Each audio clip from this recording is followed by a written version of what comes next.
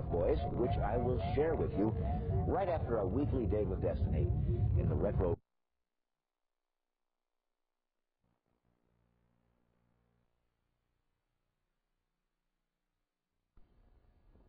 It's the Sci-Fi Friday night on Iowa Public Television. I'm Mike Frisbee, and tonight, along with Doctor Who, Blake Seven, and Red Dwarf, we have big news from the Dwarf Boys, which I will share with you right after our weekly Date with Destiny in the retro-rumbled, ever-avuncular form of Jack Horkheimer, feared by the bad, loved by the good as the Stargazer.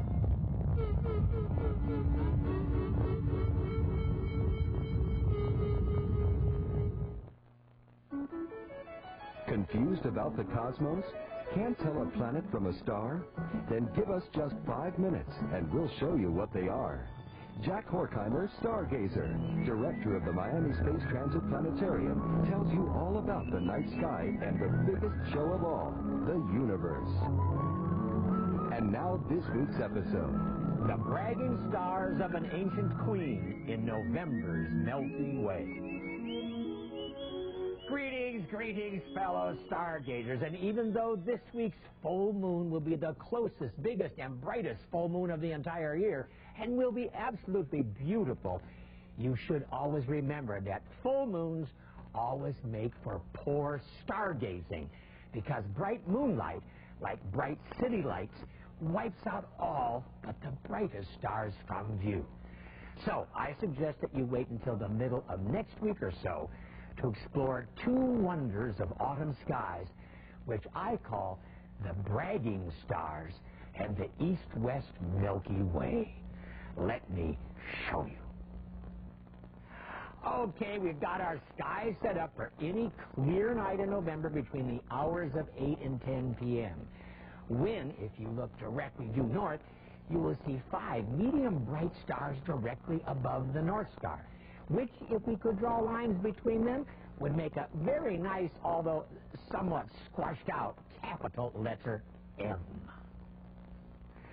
Now, these stars make up the constellation which I call the bragging stars, because they were named for an ancient legendary queen of Ethiopia named Cassiopeia, who was so extremely vain that she bragged that she was more beautiful than any creature on earth, and who was thus punished for her excessive pride by being placed in the heavens on her throne, where she has been forced to ride ever since endlessly around the North Star, sometimes in an upright position, but most often in a most uncomfortable position, where she has to hold on for dear life to keep from falling off her throne. You can easily see the Queen's throne, which is on its side right now, directly above the North Star in early evening November, if we add a less bright star and draw a line from it, making the seat of the throne. The front leg of the throne between these two stars, the back leg between these two stars, and the back of the throne here. A very nice, simple depiction of a chair in the heavens.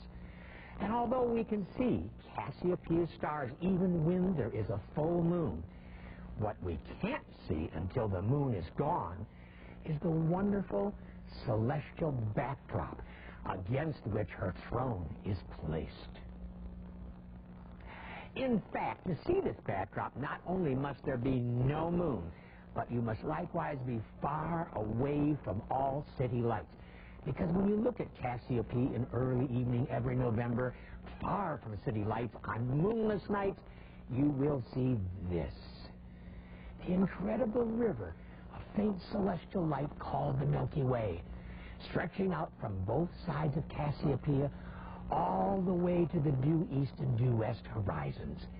Much, much different than the way the Milky Way appears in midsummer, when it is stretched across the sky from north to south. So, get thee outside some clear November night and early evening, look due north, high above the North Star, and there you'll see the bragging stars of Cassiopeia as she hangs onto her throne for dear life. Plus, the exquisite Milky Way, stretched equidistant east to west from side to side. It's wonderful if you simply take the time to keep looking up. Be the first in your galaxy to own it. The brand new Stargazer home video makes the stars your own. Only $19.95 plus postage and handling. Stargazer is brought to you in part by Odyssey, Adventures in Science, the premier science magazine for young adventurers. Adventure now at www.odyssey-mag.com.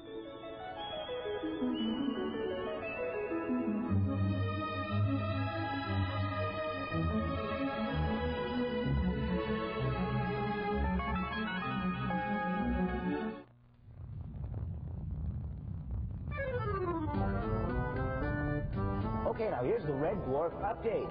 Series 8, all new stuff, will be here in March. Now, our representative actually visited the set and found the cast and crew engaged in activities that were being taped for telecast. We will discover what they were up to in about 4 months. Oh, and if you want to visit the official Red Dwarf website, punch up www.reddwarf.co.uk. Now, that's 2 Ds.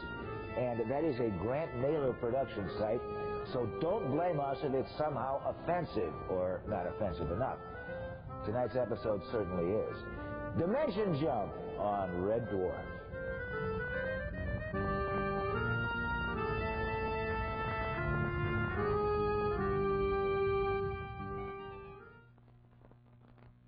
Funding for this program was provided by Friends of Iowa Public Television. Nearly 80,000 members supporting quality public television programming.